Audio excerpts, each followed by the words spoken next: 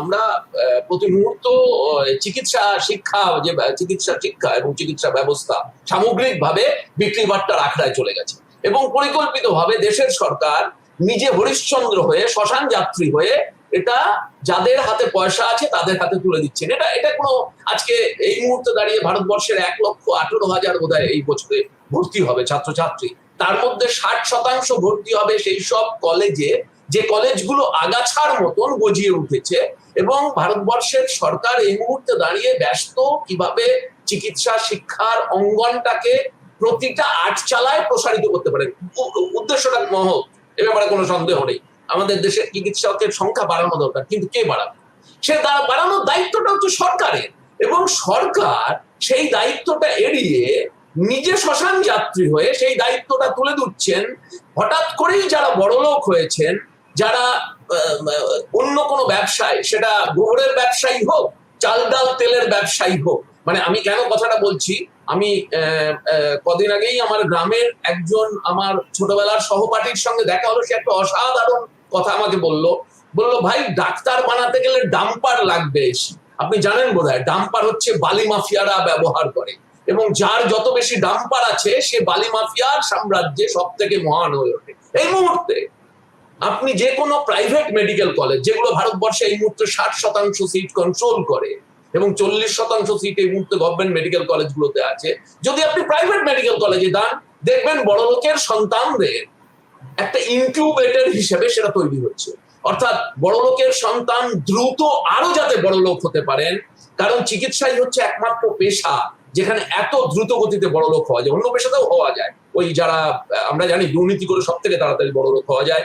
এখন নাকি লোকজন বলছে রাজনীতি করলেও তাড়াতাড়ি বড় লোক হওয়া যায়। তো এগুলো সব হচ্ছে বড় লোক, হঠাৎ বড় লোক হওয়ার, দ্রুত গতিতে বড় লোক হওয়ার পেশাতে পর্যবেসিত হচ্ছে। আমার দুর্ভাগ্য, আমার পেশা যে পেশার শুরুতে প্রত্যেকে মুখ থেকে উচ্চারণ করেন যে আমি সেবাব্রতী হইব, আমি দেশের মানুষের এবং আর্ত মানুষের সেবায় নিজেকে নিয়োজিত করব, এইটা হিপোক্রেটিক, একটা হিপোক্রেসি হয়ে যাচ্ছে। এবং এটা লার্জ অংশ, একটা বিরাট অংশ আসছে যারা শুরুই করছে 1.5 কোটি 2 কোটি টাকা দিয়ে। অর্থাৎ ওই রেস কোর্সের ঘোড়ার মতন বিক্রি হচ্ছে মেডিকেল কলেজের সিটগুলো। সবাই জানেন এটা, কে জানেন না? এবং আমাদের আরো বড় সমস্যা হচ্ছে দুর্নীতির সঙ্গে শান্তিপূর্ণ সহাবস্থানের একটা অদ্ভুত মানসিকতায় আমরা এই মুহূর্তে অবস্থান করছি। দুর্নীতি আমাদের দেশে হচ্ছে চেরাপুঞ্জির বৃষ্টির মতো, ওটা না হলে যেন খবর হয়। এবং আমরা মনে করি যে দেশে দুর্নীতি হবে এবং সেটা নিতে হলেও আমাদের আপত্তি নেই। আমার সন্তান যদি কোনোভাবে ওই ফাঁক গলে কিছু পয়সা দিয়ে ঢুকে যেতে পারে, তাহলে আমি বাবা এটা নিয়ে আর কথাবার্তা বলবো না। না, এটা পদ্ধতি নয়। আজকে ভাবনা যে সামগ্রিকভাবে নিট পরীক্ষাটা হচ্ছে দুর্নীতির গর্ভগৃহ। যেদিন থেকে নিট শুরু হয়েছে সেদিন থেকে এই পরীক্ষাটাকে যদি আমি ধরি, সেন্টার ধরি, এটাকে কেন্দ্র করে যেভাবে পোল্ট্রির মতন, কনসেন্ট্রেশন ক্যাম্পের মতন সারা দেশে কোচিং ক্যাম্পগুলো তৈরি হয়েছে, সেগুলোকে একটা আবর্জনা ছাড়া, একটা অদ্ভুত রকমের শিক্ষা ব্যবস্থার গলিত শবদেহ ছাড়া অন্য কিছু ভাবা যায় না। প্রত্যেক ছাত্রছাত্রী এখানে অন্ততপক্ষে যিনি খরচ করতে পারেন 5 লক্ষ 7 লক্ষ 10 লক্ষ টাকা, অথবা রাজস্থানের ওই কনসেন্ট্রেশন ক্যাম্পে গিয়ে নিজের সন্তানকে কিছুদিন রেখে দিয়ে তারপর ফিরিয়ে নিয়ে এসে রেসের মাঠে ফেলে দিতে পারেন, তারা নাকি সফল হবে। কিন্তু যেটা দুঃখের জানেন, আমরা ভেবে দেখি না যে যতজন ছাত্রছাত্রী এই কনসেন্ট্রেশন ক্যাম্পে পড়ে সফল হন অথবা পোল্ট্রিতে পড়ে সফল হন, এই জিলিপি সামনে দাঁড়িয়ে ছুটতে শুরু করেন, তার 20 গুণ 30 গুণ ছাত্রছাত্রী হতাশায় নিমজ্জিত হন প্রতি বছর।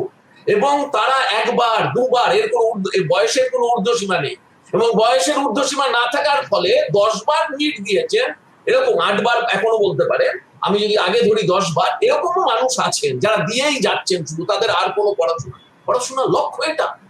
এবং তারা শেষে যখন ওই 10 বার অনার্সেতে ঘায়েল হয়ে থামলো শেষের মতো, যখন নিট হলো না দীর্ঘশ্বাসে, তারা যখন জীবনের অন্য পথ খুঁজতে যান, তখন তারা দেহের জীবনের গলিত সব মাত্র, এবং তারা জীবিত জীবাশ্ম হয়ে বাকি জীবনটুকু কাটিয়ে দেন, অন্য কোনো কাজ করে উঠতে পারেন না। অর্থাৎ কিনা এই যে জীবনের সব থেকে সুন্দর যে সময় 17, 18, 19, 20 বছর, সেই সময়ে আমরা দেশের শিক্ষা ব্যবস্থার মধ্যে এমন একটা ব্যবস্থাকে প্রথিত করেছি, যে ব্যবস্থা সামাজিক ন্যায়ের দিক দিয়ে, অর্থাৎ কিনা ঠিকভাবে 2.5 ঘন্টার একটা পরীক্ষার মধ্যে দিয়ে, 3 ঘন্টার একটা পরীক্ষার মধ্যে দিয়ে, টিক মারা পরীক্ষার মধ্যে দিয়ে কারণ মেধার কোনো পরীক্ষা হয় নাকি? সারা পৃথিবীর কোনো সভ্য ভদ্র উন্নত দেশে এরকম একটা ব্যবস্থা প্রচলিত নেই, আমার দেশ ছাড়া, যেখানে 1 বছর ধরে হাড় ভাঙা খাটনি কাটার পর 3 ঘন্টায় তার ভবিষ্যৎ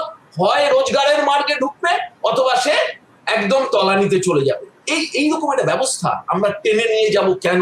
আমার সেই জন্য একজন চিকিৎসক শিক্ষক হিসাবে, এবং আমি 30 বছর শিক্ষকতা করছি, চিকিৎসা পেশার সঙ্গে সংশ্লিষ্ট আছি আরো 10 বছর ধরতে পারেন, এই দীর্ঘ অভিজ্ঞতার থেকে আমি এই মুহূর্তে দাঁড়িয়ে এই যে দুর্ভাগ্যের দৃশ্য, আমার দেশের চিকিৎসা শিক্ষার জন্য যারা তাকিয়ে আছেন, তাদের এই দুর্ভাগ্যের দৃশ্যের সামনে দাঁড়িয়ে আমার শুধু বলতে একটাই কামনা করতে ইচ্ছা করে, যত দ্রুত সম্ভব এই নিট পরীক্ষা বিলোপ হওয়া দরকার, এবং এই নিট পরীক্ষা বিলোপ করে অবশ্যই এমন একটা ব্যবস্থা আনতে হবে। কোনো ব্যবস্থাই ফুলি সায়েন্টিফিক ড্রিভেন হবে এক্ষুনি সেটা আশা করি না, কিন্তু ডাকাত যাক চোর আসুক, কারণ সেটাও একটা পথ হতে পারে। আপনি বলবেন এটা আপনি কি কথা বলছেন, আপনি চোরকে আবাহন করছেন, আপনি আবাহন করুন আইডিয়াল পদ্ধতিকে, হ্যাঁ আইডিয়াল পদ্ধতি তারপর হবে, ফাঁক ফোকর মেটাতে হবে, কিন্তু এটা তো একটা গেপিং হোল। আমরা প্রত্যেকের চোখের সামনে যে জিনিস প্রতি বছর ঘটতে দেখছি, সেটা হচ্ছে পয়সা দিয়ে কোশ্চেন লিক হওয়া, যার পয়সা আছে সে শুধু পড়বে, এবং শুধু তাই নয়, এটা পাশ করার পরে তারপরে প্রাইভেট মেডিকেল কলেজে পড়ে, প্রাইভেট মেডিকেল কলেজে পড়া ছাত্রছাত্রীদের জ্ঞানের বহর তো আমি এখানে আলোচনাতেই আনছি না, এবং শিক্ষকরাও তো 2 দিন করে যান সেখানে, 1 দিন 2 দিন করে যান, এটা সবাই জানে। এটা যারা কন্ট্রোল করেন ন্যাশনাল মেডিকেল কমিশন, তারাও জানে যে প্রাইভেট মেডিকেল কলেজগুলো দেশে এরকম চলছে। কিন্তু ওই 1,18,000 ডাক্তার প্রতি বছর ভারতবর্ষ প্রডিউস করছে, এই ছাতির ক্রমাগত বহর বাড়িয়ে, আমাদের ছাতির বহর কত ইঞ্চি জানো, সেই বাড়াতে বাড়াতে আমরা সারা পৃথিবীর সামনে তুলে ধরছি ক্রমাগত। এখন সব থেকে বড় শঙ্কা যে এই যে প্রাইভেট মেডিকেল কলেজ থেকে পাশ করে ধরে নিন প্রতি বছর প্রায় 60-70 হাজার ছাত্রছাত্রী বেরোচ্ছে, এরা কোন কাঠপুতলি হয়ে, কোন, আপনি তো আর জানতে পারবেন না যখন আপনি চিকিৎসার জন্য যাবেন যে আপনি প্রাইভেটে পাশ করা ছাত্রছাত্রীর থেকে এসছেন না গভর্নমেন্ট মেডিকেল কলেজে পাশ করা ছাত্রছাত্রীর থেকে এসছেন। আমি কাউকে ছোট করতে চাই না, কিন্তু আবার বলছি, প্রাইভেট মেডিকেল কলেজ থেকে পাশ করেও অনেক উজ্জ্বল ছাত্রছাত্রী বেরিয়ে আসে, কিন্তু সেই অংশটা 10%, 90% গার্বেজ। অন্যদিকে দাঁড়িয়ে গভর্নমেন্ট মেডিকেল কলেজ থেকেও কিছু পড়াশোনা না করা, কিছু কম ক্ষমতার ছাত্রছাত্রী বেরিয়ে আসে, কিন্তু সে সংখ্যাটা ডিগ্রি করেছে। কাজেই চিকিৎসা শিক্ষার কে কত ভালো চিকিৎসক হলো, সেটা কোথায় পড়লো, সেটা দিয়েই যেমন শুধু নির্ধারিত হয় না, ঠিক সেরকম ভাবেই প্রেডিক্টেবলি বলে দেয়া যাচ্ছে যে সামগ্রিকভাবে চিকিৎসা শিক্ষা তো শুধু কোন ডাক্তার কত মহান হয়ে বাজার করে বেড়াচ্ছেন তাই দিয়ে নির্ধারিত হয় না, সে কেমন ভাবে মানুষ হলো, সে তার সংবেদনশীলতা কেমন, সে সামগ্রিকভাবে পেশাটাকে কোন দৃষ্টিতে দেখছে, এই সামগ্রিকভাবে চিকিৎসা পেশার একটা সামাজিক দিক আছে। তো যে জীবনের শুরুতে 2 কোটি টাকা দিয়ে ঢুকছে, এবং ঢুকছে এমন একটা জায়গায় যেখানে টাকা ছাড়া অন্য কিছু আলোচিত হয় না, তার কাছ থেকে আমি আশা করি কি করে, দেশ আশা করে কি করে যে দেশের সুন্দর স্বাস্থ্য ব্যবস্থা গড়ে তুলবে, আর্ত মানুষের সেবায় সে নিজেকে নিয়োজিত করবে ইত্যাদি, এই যে মোহময় শব্দগুলো, সেগুলো আমার জীবনকে মন্ত্রিত করবে, এই ভাবনাটাই ঠিক নয়। আমার মনে হয় আমরা একটা ভয়ঙ্কর বিপদের দিকে ক্রমাগত এগিয়ে যাচ্ছি, এবং সেটা পরিকল্পিতভাবে দেশের শাসকরা তৈরি করছেন।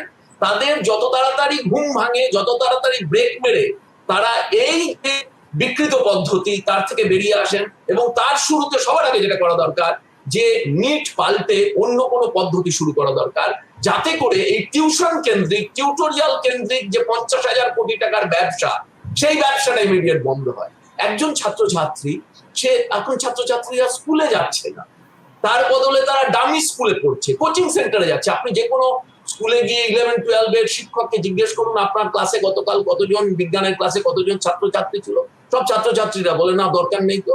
আমি তো ওই ওই অমুক স্যারের অমুক টিউশনে গেছিলাম, এবং টিউশন সেন্টার গুলো ওটা ছেড়ে দিন, রাজস্থানের কোটা নামক যে পোল্ট্রি, যেখানে প্রতিদিন আত্মহত্যা করে ছাত্রছাত্রীরা এবং মাঝে মাঝে সেগুলো খবর হয়, এই যে আত্মহত্যার দিকে পর্যন্ত আমরা ঠেলে দিচ্ছি এবং তাই নিয়ে আমরা বিচলিত হচ্ছি না, এটা কোন সভ্যতা বলতে পারেন?